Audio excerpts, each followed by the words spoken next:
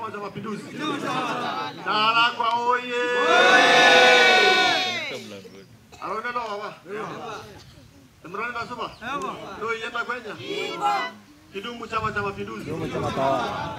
Ndugu mwenyekiti, nashukuru sana kwa kunipa nafasi ya kuzungumza kidogo katika mkutano huu wa kata hii ya Tarakwa, kuzungumza na wana wa Tarakwa kwa ajili ya kuomba kura za Daktari Samia Suluhu Hassan, lakini kuomba kura za Dr. Lembulu, lakini kuomba kura za ndugu yetu baba yetu naye ambaye ni Lukumai kama diwani wa kata hii, lakini pia kuomba wana CCM kupita nyumba kwa nyumba, mtu kwa mtu, kijiwe kwa kijiwe, shuka kwa shuka, kitanda kwa kitanda, kuhakikisha kwamba Chama cha Mapinduzi kinashinda kura nyingi za kutosha.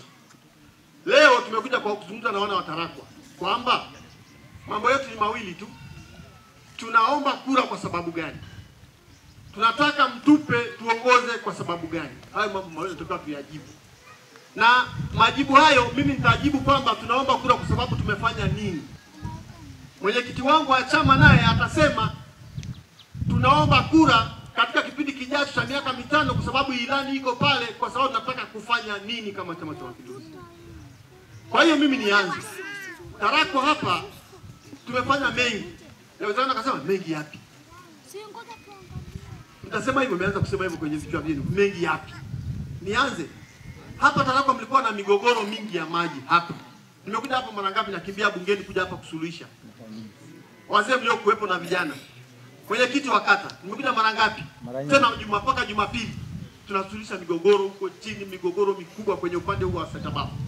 Hapa kwenye uwanja nimeshakanyaga mara ngapi? Kati mara 2 kusuluhisha migogoro. Hiyo nayo ni kazi ya kuhakikisha kwamba mnaishi kwa amani na utulivu. Lakini sio hiyo. Nimezungumza na Waziri Aweso kwa ajili ya kitongoji hiki cha Tarakwa na Siwandeti, ili kwa ajili na upande wa Kimya kwa ajili ya kupata fedha hizo milioni 500 ili mradi ule wa maji Samia Suluhu Hassan milioni 500. Piga makofi kwa Daktari Samia Suluhu Hassan. Lakini sio hiyo tu. Ninyi ni mashahidi. Hapa kwenye hii daraja hapa ilikuwa inawasumbua wamama, wa vijana wanateseka huko mpaka wengine wanasema wanatekwa. Tumepiga kelele, sauti yenu kupitia mbunge wenu kwa Daktari Samia Suluhu Hassan, akasema nimekusikia, sauti ya Arumeni nimeisikia. Leo tunajenga daraja pale ambapo tunaona jinsi la kisasa mpaka mmewekewa taa. Piga makofi kwa Samia Suluhu Hassan. Hakuna hata vigelegele wa kina mama. Ile daraja unajua ni milioni ngapi? Unaweza kuniambia? Milioni 100 ngapi? Hebu sema. 350. Hapana, ni milioni 312.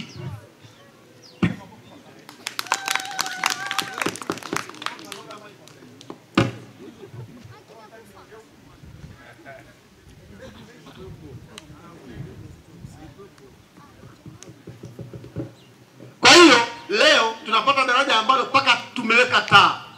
Sasa kuna sababu gani ya kuinyima Chama cha Mapinduzi kura? Kuna sababu gani ya kusema yule rais hajafanya chochote? Kuna sababu gani ya kusema yule mbunge wa CCM hajafanya chochote? Kuna sababu gani ya kusema yule diwani hajafanya chochote? Kuna sababu gani ya kusema Chama cha Mapinduzi hajafanya chochote? Nadhani itakuwa tunatenda dhambi na kudhulumu Chama cha Mapinduzi, sababu kimefanya kazi kubwa kwa uaminifu na uadilifu. Sio hiyo tu. Niliomba sekondari kwa ajili ya Tarakwa na ninyi mashahidi.